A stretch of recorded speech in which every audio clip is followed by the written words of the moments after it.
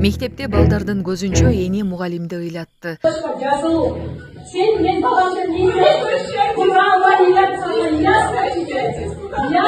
Мектепке барып сабак учурунда мугалим менен урушуп, аны тилеп жаткан эненин видеосу соц тармактарга тарады.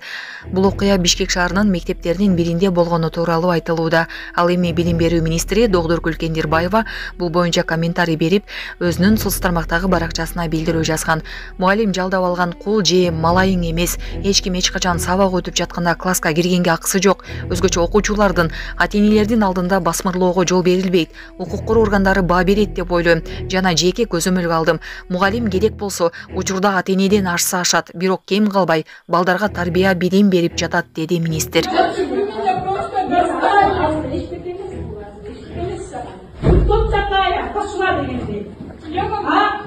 Почему ты не имеешь права моему ребенку тоном разговаривать? Ты кто такая? Senin собственный школаң бы. Собственный школаң бы. Подожди, ты кто такая? Ты просто учительница. Сен de ушсадағы, сен ушсаға жол бермейді. Бұлар зарплата алады. Бұлар каким тоном они вечером пропал, почти вам пошла ты такая. Ты пошла, керек болса. Ты не имеешь права. Мне не пошла, ясно тебе? Следующий сон. Вон, мне соглашен бар, башын норты бар, мне сенелер дала ему. Давай все.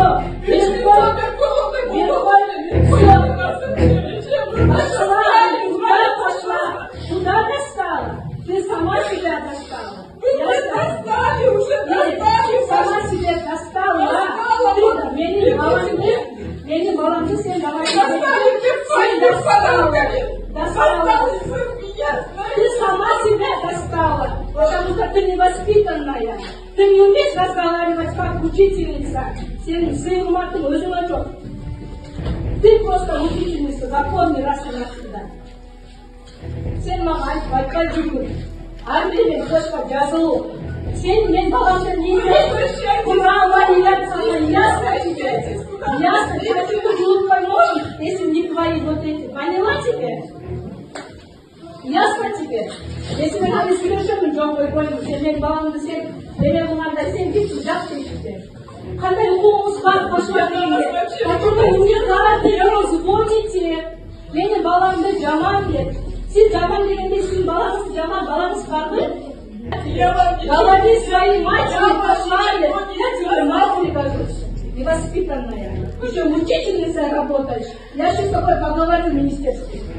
Урматтуу Москва шаарындагы мекендештер, эгерде сизди тиш оорусу тынчсыздандырып жатса, анда сизге Умбем клиникасын сунуштайбыз. Стоматология заманбап техникалык каражаттар жана материалдар менен камсыздалган. Жогорку даражадагы адистер өз ишинин сапатына кепилдик беришет. Хирургиялык стоматология, тиштерди кооздоп калыбына келтирүү, кандай гана оор абалдагы тиш болбосун, оорутпай алып салабыз, жулабыз. Тиштерди кесипкөй чеберчиликте, гигиеналык тазалоодон өткөрөбүз. Брекет системабыз да бар, имплантация жасайбыз. Металлокерамика, цирконий жана башка түрлөрдү колдонуу менен сиз каалаган сапатта тиштериңиздерди оңдоп түзөп, салып жана тазалап беребиз. Биздин дарек Москва шаары, ВДНХ метросу, Кондратюка көчөсү 2, байланыш номеру +7 925 103 22 55.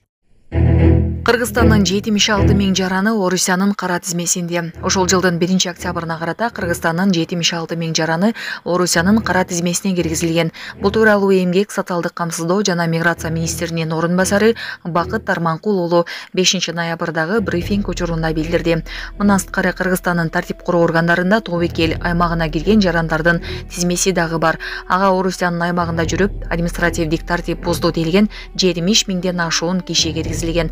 Тарманкул уулунун айтымында, жакын арада Кыргызстандын чет өлкөдө жүргөн жарандары кара тизмеде бар жогун өздөрү жарандарды чет өлкөгө жумушка орноштуруу борборунун сайтынан текшере алышат.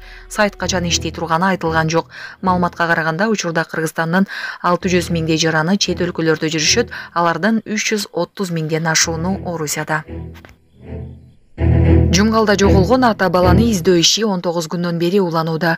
Нарын облусунун Жумгал районунда дайынсыз жоголуудагы тургундарды издөө максатында бүгүн 6 ноябрда жалпы 14 адам тартылды. Бул тууралуу Өзгөчө кырдаалдар министрлигинен билдиришти. Райондук номер 43 Өзгөчө кырдаалдар бөлүмүнөн 7 куткаруучу, ИИМден 1 кызматкер, жергиликтүү тургундардан 6 адам чыкты. Белгилей кетсек, 16 октябрь күнү Өрнөк айылынын тургундары 1979 туулган жаран мал кайтарууга жайлоого кеткен боюнча дайынсыз болгондугу тууралуу маалымат 19 октябрда түшкөн.